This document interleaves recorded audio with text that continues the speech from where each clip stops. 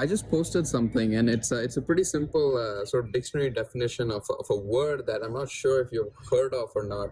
Personally, I heard of the word probably 2-3 years ago, not before that, and the word is autodidact. The word is autodidact. Autodidact is a person who teaches himself.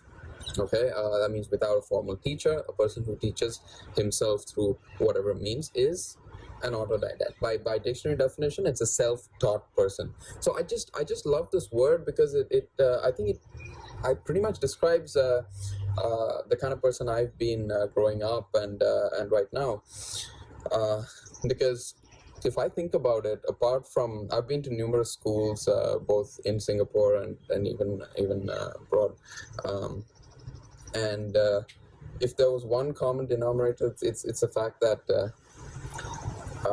no one teacher has really inspired me to do anything different. I mean, I had some great teachers, but none of them really encouraged me to go beyond the textbook and go and figure stuff out for myself, go research.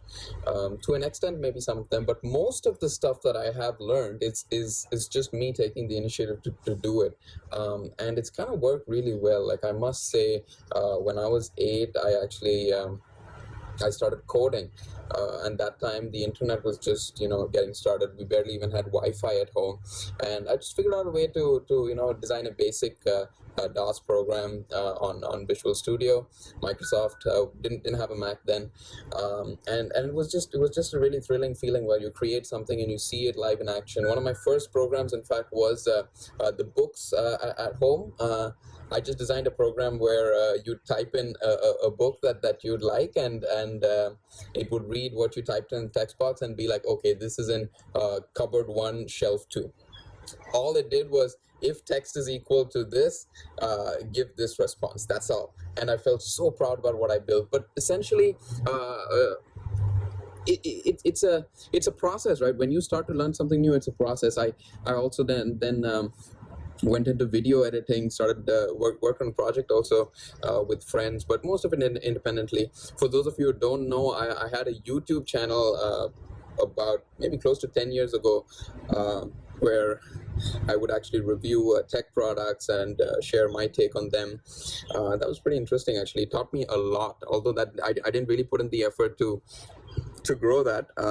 It did teach me a lot in terms of just the discipline to get the camera out there, do multiple takes, talk in front of the camera, fail several times, 20, 30 takes, do the same thing over and over again, and then edit it, and then have issues with your editing software, figure out a way to export it. Once you export it, learn how to upload it on YouTube, figure all that out, then how to promote it here and there. And I don't know, I had a good 30, 40 videos maybe, and it's still live. I mentioned that when I started sharing content here, that it's still available online for those of you who are just curious to see how I looked 10 years ago. It's there. I just left it there. There's no sense of shame or anything. It's it's very funny. If for those of you who know me personally, you'll find it really, really funny. But anyways, what I'm saying is that what is that one skill? What's that one skill that you have learned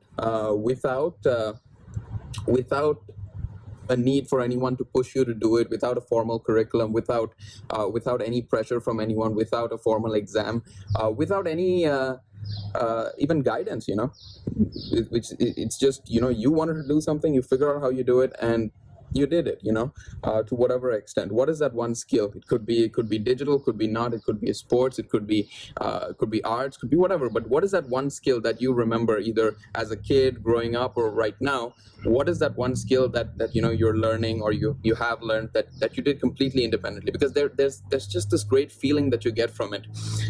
They say it's a flow state. For those of you who've heard the flow state, what does it mean when I say I'm in flow?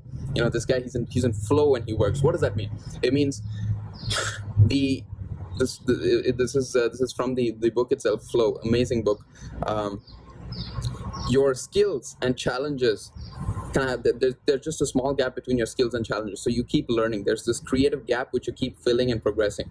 So if the challenge is too high and your skills are here, there's no fun doing it. If your skills are there and the challenge is low, again, you're not learning anything. Flow state is when that gap is just so optimal that you are so engaged in the process. So what is that one skill? Write that down in the comments.